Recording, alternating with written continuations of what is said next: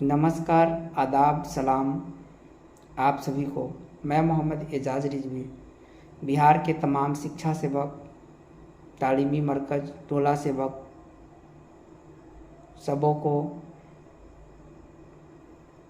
बतलाना चाहता हूँ कि आज जो कैबिनेट से पारित हुआ, आप लोगों के भरोसा से अलग हुआ, जिसमें काफ़ी सभी लोगों में मायूसी छाई हुई है,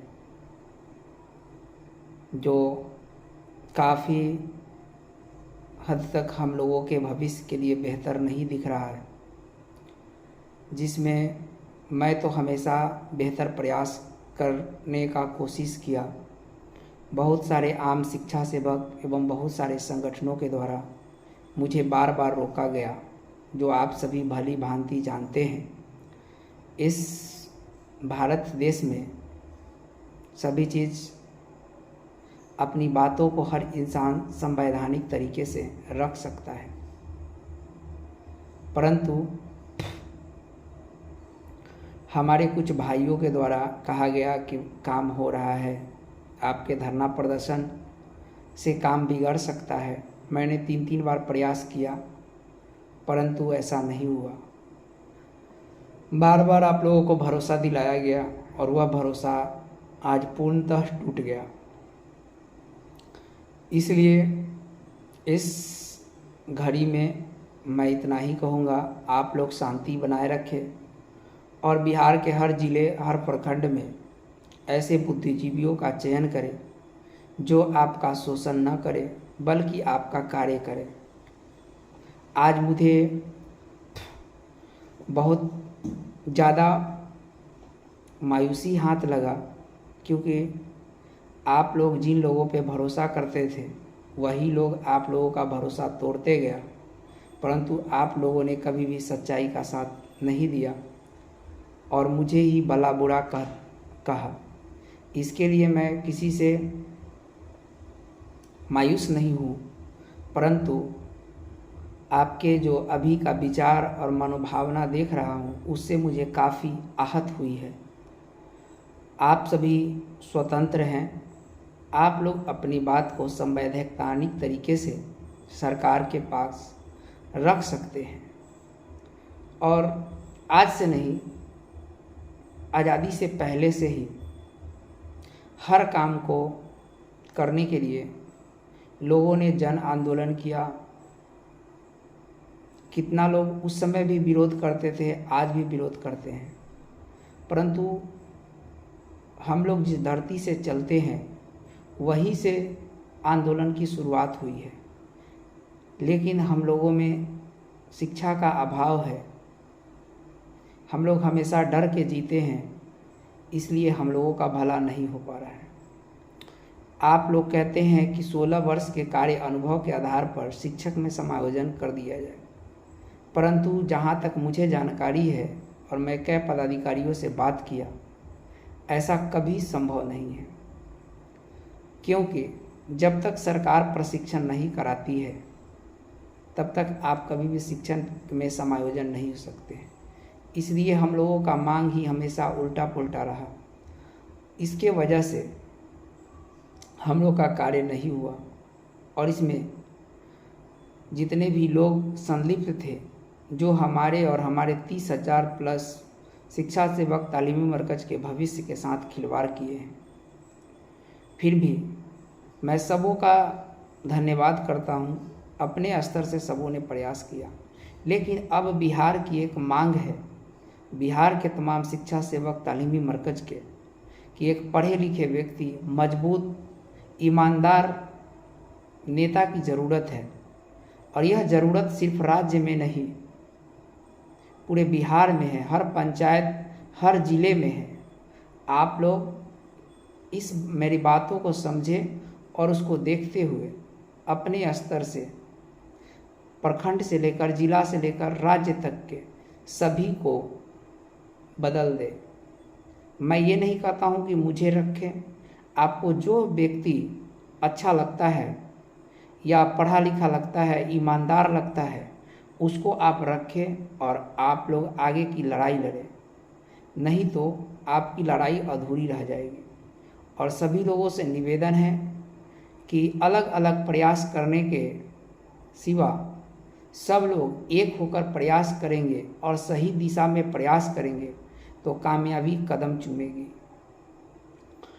आप लोगों को जब कुछ होता है तो सब लोग फ़ोन करने लगते हैं, इससे कुछ नहीं होगा।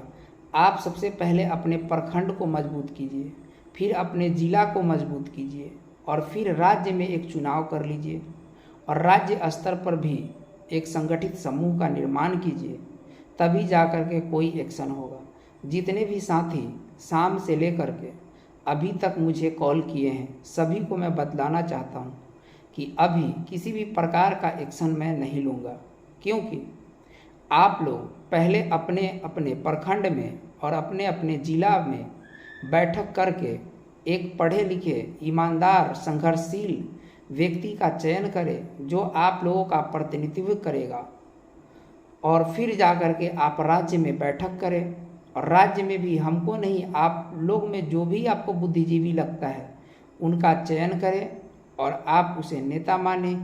फिर जाकर के किसी भी प्रकार के धरना प्रदर्शन या किसी से मिलने का कार्य किया जाएगा, अन्यथा किसी भी प्रकार का मैं एक्शन नहीं ले सकता हूं।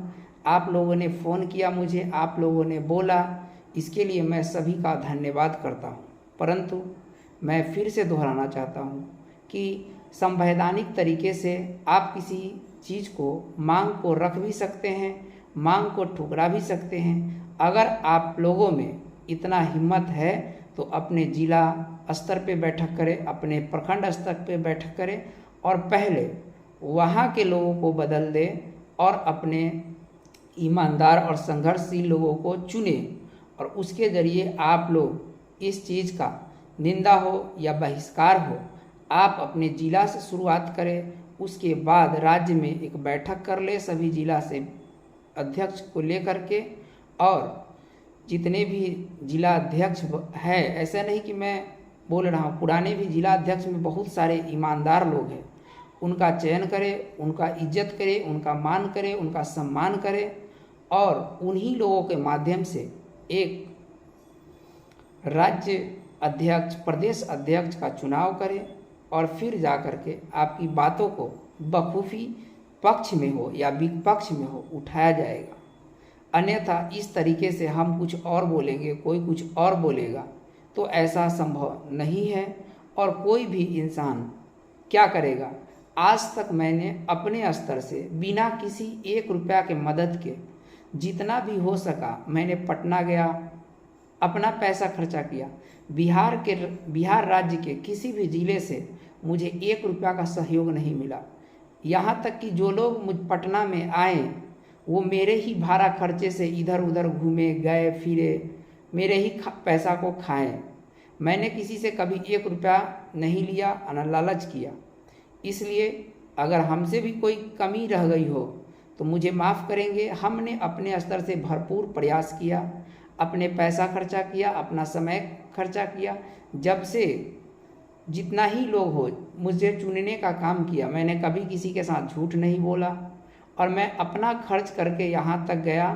चाहे जो भी कुछ किया, मैं किसी से 1 रुपया नहीं लिया। कई बार मैं आप लोगों को बोला भी कि आप लोग अपना सहयोग दीजिए तन मन धन से, लेकिन कभी आप लोगों ने मेरे हाथों को मजबूत करने का प्रयास नहीं किया। आज जो स्थिति बनी हुई है उससे मुझे काफ़ी निंदा भी है और मुझे काफ़ी शर्मिंदा भी है कि आप लोगों ने सही बातों को कभी एक्सेप्ट नहीं किया और जिसका नतीजा आप लोगों को आज भुगतने के मिला। इस दुख के घड़ी में मैं आप लोगों से यही कहूँगा, आप लोग शांति बनाए रखें और मेरी बातों पे अमल करते हुए नए नीति से मजबूत संगठन का निर्माण करें, जिससे आपके आने वाले और आपके बाल बच्चों का भविष्य बेहतर हो सके। इन्हीं बातों के साथ मैं अपनी वाणी को विराम देता हूँ। जय हिंद, जय भारत, जय भीम।